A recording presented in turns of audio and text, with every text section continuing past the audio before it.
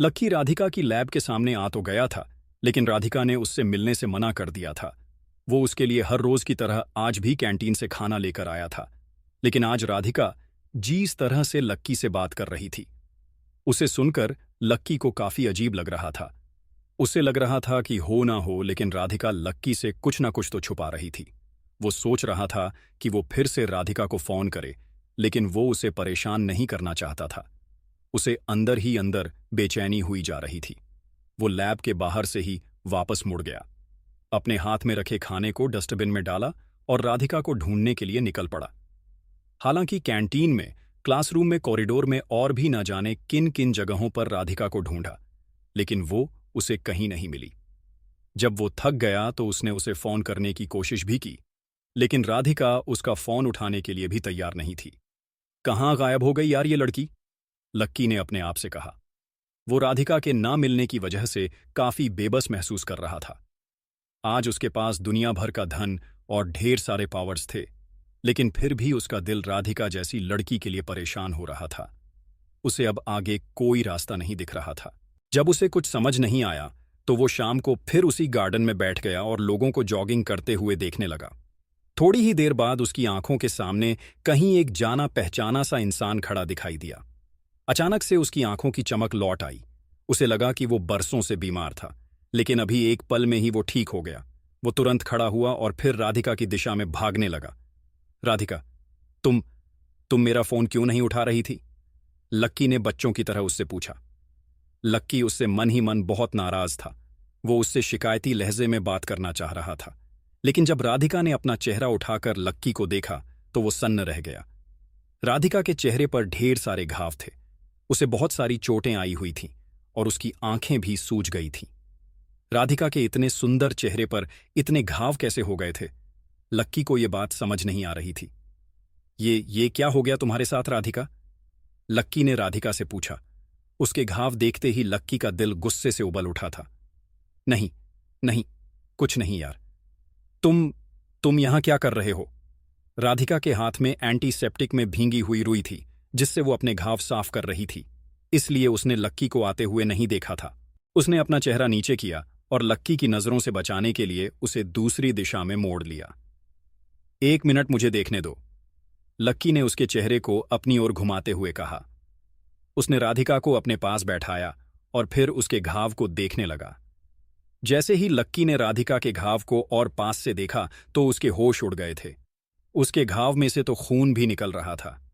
राधिका, मुझे पहले ये बताओ कि तुम्हारे साथ ये किसने किया है? लक्की ने फिर से पूछा। अरे कुछ नहीं यार, किसी ने नहीं किया, मैं ठीक हूं, राधिका कहते कहते बीच में ही रुक गई। इससे पहले कि वो अपने मुंह से कुछ बताती, लक्की खुद समझ गया था कि किसकी हरकत हो सकती थी। उसने राधिका को देखा और बोला, ये उन 3 लड़कियों का काम है ना, जो उस दिन तुम्हें उस मैस में भी परेशान कर रही थीं? क्या नाम है उनका? बताओ मुझे, लक्की ने गुस्से में पूछा। ज्योति, राधिका ने काफी देर बाद बताया, जो वो कहना नहीं चाहती थी कि लक्की इन सब झमेले में ना पड़े, लेकिन उसका गुस्सा देखकर राधिका भी डर गई थी। मैं अभी जाकर उनको पकड़कर लेकर आता हूं, लक्की ने कहा और गुस्से में अपनी जगह से खड़ा हो गया। आज ज्योति और उसकी सहेलियों से लक्की बदला लेने ही वाला था और ऐसा करने से उसे कोई नहीं रोक सकता था। मत जाना, राधिका ने लक्की की कलाई पकड़ते हुए कहा और आगे बोली, वो इतने साधारण लोग नहीं हैं जितना तुम सोच रहे हो। वो सब लोग ज्योति की आड़ में छुपे रहने वालों में से एक है। अगर हम उन्हें पकड़ने के लिए जाएंगे या उनके साथ कुछ भी करने की कोशिश करेंगे तो बदले में हम ही पछताएंगे। तो इसका मतलब क्या उन्हें तुम्हारे साथ जो मन में आए वो करने दूं? वो तुम्हें बुरा भला कहे, तुम्हें गाली दे, तुम्हें चोट पहुंचाए तो पहुंचाने दूं? लक्की ने राधिका के ऊपर अपना गुस्सा निकालते हुए पूछा। राधिका ने उसकी बात पर अपना सिर थोड़ा सा नीचे झुका लिया और फिर फुसफुसाते हुए बोली, मैं जो भी कह रही हूं, लक्की तुम्हारे भले के लिए कह रही हूं। मैं आज के बाद उन लोगों से दूर ही रहूंगी, तुम चिंता मत करो, मैं उनके सामने नहीं जाऊंगी। ठीक है। राधिका की बात सुनकर लक्की का दिल भी थोड़ा सा पसीज गया। उसके लिए अपने गुस्से से ज्यादा राधिका की सेफ्टी जरूरी थी, और साथ ही वो ये भी देख पा रहा था कि ये लड़की अपने साथ साथ लक्की की सेफ्टी की भी चिंता कर रही थी। आखिर ये लड़की आई कहां से है? लक्की ने अपने आप से पूछा और फिर राधिका की ओर हाथ बढ़ाते हुए बोला, चलो मैं तुम्हें अस्पताल ले चलता हूं। राधिका ने उसकी ओर मुस्कुराते हुए देखा और फिर उसके हाथ में अपना हाथ दे दिया। इसके बाद दोनों अस्पताल जाने के लिए निकलने ही वाले थे कि इतने में राधिका ने उसे रोका और बोली, लक्की, हॉस्पिटल जाना तो महंगा पड़ जाएगा ना, मेरे पास इतने पैसे ही नहीं हैं कि। इससे पहले कि राधिका इससे आगे कुछ कह पाती, लक्की ने उसकी बात को बीच में ही काटते हुए कहा, तुम्हें पैसे देने के लिए कौन कह रहा है? राधिका लक्की की तरफ देखने लगी। उसके पास उसकी बात का कोई जवाब नहीं था। इधर लक्की ने भी उसके हाथ को थोड़ा सा खींचा और उसे अपने साथ अस्पताल ले जाने लगा। अस्पताल जाते ही डॉक्टर ने उसे दवा और इंजेक्शन दे दिए थे, साथ ही उसके घाव के ऊपर पट्टी भी बांधी थी। लक्की ने पैसे दिए और दोनों वहां से निकल गए। थैंक यू लक्की, इसका पैसा ना, मैं तुम्हें बाद में लौटा दूंगी, राधिका ने लक्की की ओर देखते हुए कहा। लक्की ने उसके लिए जो कुछ किया था उसे जानकर उसे काफी खुशी हो रही थी। वो देख पा रही थी कि लक्की उसकी कितनी चिंता करता था। पहले वो उसे बचाने के लिए पानी में कूद गया, पर अब वो उसे अपने साथ अस्पताल लेकर आ गया। राधिका को इससे पहले अपनी जिंदगी में ऐसा कोई आदमी नहीं मिला जो उसके लिए इतनी चिंता करता था। हम इसके बारे में बाद में बात करेंगे, अभी तुमने ना सुबह से कुछ नहीं खाया है, चलो किसी बढ़िया सी जगह पर चलकर कुछ खाते हैं, लक्की ने कहा। बढ़िया सी जगह, ये सुनते ही राधिका की आंखें खुली की खुली रह गई थीं। पहले ही लक्की के इतने पैसे लग गए थे और अब वो उसका और खर्चा नहीं करवाना चाह रही थी। इसके अलावा राधिका फिर से उस मैस में खाना खाने के लिए नहीं जाना चाहती थी। वो अब लक्की से और एहसान नहीं ले सकती थी। मुझे लगता है ना कि हमें उस मैस में खाने की जगह अपनी कैंटीन में ही खा लेना चाहिए। वैसे भी वहां का खाना ना बहुत अच्छा है और ज्यादा महंगा भी नहीं है। और इससे पहले कि राधिका अपनी बात खत्म कर पाती है, लक्की मुस्कुराकर उसके सामने देखते हुए अपना सर हिलाने लगा। फिर उसने राधिका का हाथ पकड़ा और उसे अपने साथ कुछ खिलाने के लिए बाहर की ओर ले जाने लगा। अरे कहाँ लेकर जा रहे हो लक्की तुम? राधिका ने पूछा। तुम बस चलो, आज बस जमकर खाओ और किसी भी चीज में अपना फालतू दिमाग तो बिल्कुल मत लगाओ, लक्की ने हंसते हुए कहा। वो दोनों आज एक अच्छे से होटल में खाना खाने के लिए आ गए थे।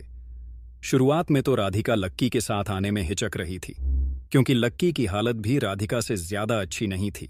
उसे लग रहा था कि इतने बड़े होटल में लक्की खुद भी पहली बार ही आया था। ऐसे में राधिका को यही डर लग रहा था कि कहीं फिर से उन दोनों का मजाक न बनकर रह जाए।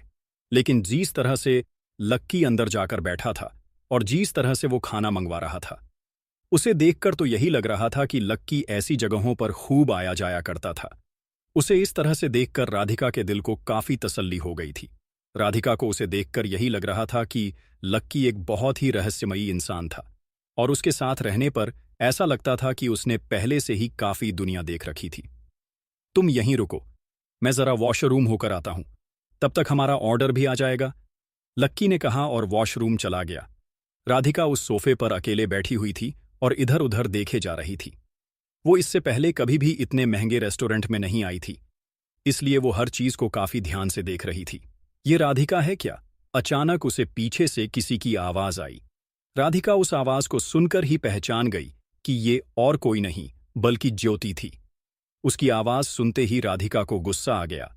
वो ज्योति की ओर देखने के लिए घूमी ही थी। इतने में उसके साथ वाली एक और लड़की ने कहा, अरे हाँ, ये तो वही है, मुझे तो लगा कि मुझसे देखने में ही गलती हो गई है। इससे पहले कि राधिका अपनी जगह पर से खड़ी हो पाती, ज्योति और उसकी सहेलियां उसके सामने आकर खड़ी हो गई थीं। ये लड़की पिछले कुछ दिनों से पागल वागल हो गई है क्या? ज्योति ने कहा और अपनी सहेलियों की ओर देखकर हंसने लगी। फिर वो राधिका की ओर देखते हुए बोली, अभी थोड़े दिन पहले ही तुम उस मैस में लार्ज थाली खा रही थी और आज तुम उससे भी बड़े होटल में आकर महारानी की तरह बैठी हो। तुम्हारी हिम्मत कैसे हो गई कि तुम इतनी महंगी जगह पर आकर खाना खा सको? ज्योति ने कहा। हाँ, तुम्हें तो शर्म आनी चाहिए। अरे, हम जैसे लोग भी यहाँ महीने में एक बार आते हैं और क्योंकि तुम्हें स्कॉलरशिप मिल रही है, फ्री का पैसा आ रहा है, तो तुम ऐसे उड़ाए जा रही हो। तुम्हें शर्म नहीं आती? कॉलेज तुम्हें पढ़ने के लिए पैसे देता है, खाना खाने के पैसे नहीं देता, दूसरी लड़की ने कहा। इससे पहले कि राधिका जवाब में कुछ और कह पाती, ज्योति ने उसके बालों को पकड़ा और उसे जोर से खींच लिया। उसके बाद वो उसके चेहरे को अपने चेहरे के करीब लाई और बोली, अगर तुम्हें लग रहा है कि मैं तुम्हें ऐसे ही छोड़ दूंगी तो तुम गलत हो। मैं तुम्हें ऐसे नहीं छोड़ने वाली। मैं इतनी आसानी से तुम्हें नहीं जाने देने वाली। जब तक तुम्हें अपना पालतू कुत्ता नहीं बना लेती, तब तक तुम्हें चैन से नहीं जीने दूंगी। नहीं छोड़ूंगी तुम्हें। इतना कहते ही ज्योति ने उसे छोड़ा और उसके गाल पर थप्पड़ लगाने के लिए अपना हाथ हवा में उठा लिया। राधिका घबरा गई और उसके हाथ से बचने के लिए उसने ज्योति को धक्का दिया और वहां से भागने लगी। साली, मुझसे भाग कर जाएगी?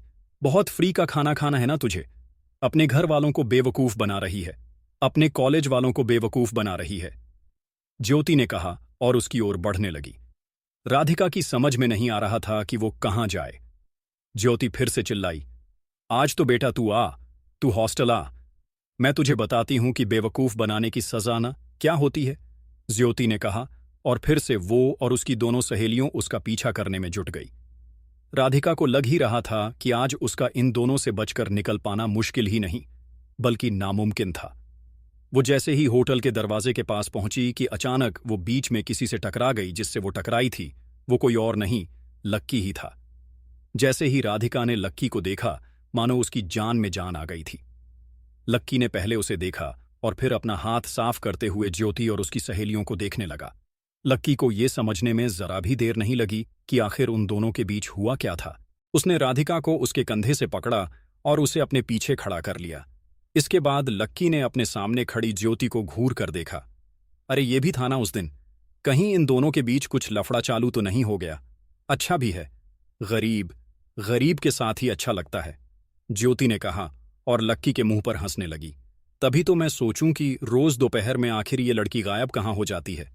अब समझ आया इसका, और इस लड़के का कुछ चल रहा है। पर अच्छा है, इस जैसी लड़की को तो ऐसा ही कोई मिलना चाहिए, दूसरी लड़की ने कहा और सब लोग जोर से हंसने लगे। तुमने इसे क्यों मारा? लक्की ने ज्योति की ओर देखते हुए कहा। क्यों नहीं मारूं मैं इसे? इस जैसी झूठी को मारने के लिए मुझको रीजन थोड़ी चाहिए, ये तो हमारे पालतू पग जैसी है। हम चाहे तो इससे खेल सकते हैं, जब चाहे इसे मार सकते हैं, ज्योति ने कहा और लक्की को घूर कर देखने लगी। मैं लास्ट वार्निंग दे रहा हूं, आज के बाद इसे हाथ भी मत लगाना, लक्की ने उसे घूरते हुए कहा। अच्छा, तो अब ये हमें वार्निंग देगा, तुम बचाओगे इसको हमसे? वहां खड़ा खड़ा मुंह क्या चला रहा है? दम है तो इधर आकर हाथ लगाना, और मैं भी तुझे लास्ट टाइम बोल देती हूं, ये हमारे बीच का मामला है, इसमें बीच में मत आ तू। जितना बीच में बोलेगा ना, हम उतना ही इसे और परेशान करेंगे, और बता क्या कर लेगा तू हमारा? ज्योति ने पूछा और अपनी टी शर्ट की बाजू थोड़ी सी ऊपर कर ली। लक्की की भी गुस्से के मारे सांसें फूल रही थीं। उसने अपनी मुट्ठी भींच ली और वो गुस्से से ज्योति की ओर देखे जा रहा था। उधर राधिका को लग रहा था कि लक्की बेकार की मुसीबत मोल लेने जा रहा था। इधर ज्योति और उसकी दोनों सहेलियां भी एक साथ खड़ी हो गई थीं। वो लोग लक्की से निपटने के लिए तैयार थे। जैसे ही लक्की ज्योति की ओर बढ़ा, राधिका ने उसका हाथ पकड़ लिया, लेकिन लक्की रुकने वाला नहीं था।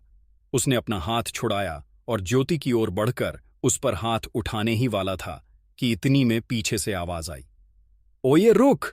लक्की ने अपना हाथ रोका और पीछे मुड़कर देखा। उसके सामने 3 लड़के खड़े थे और वो लक्की को गुस्से से देख रहे थे। लक्की समझ गया था कि ज्योति इन्हीं के दम पर चलती थी। अब आगे क्या होने वाला था? क्या लक्की और राधिका उनसे बच पाते?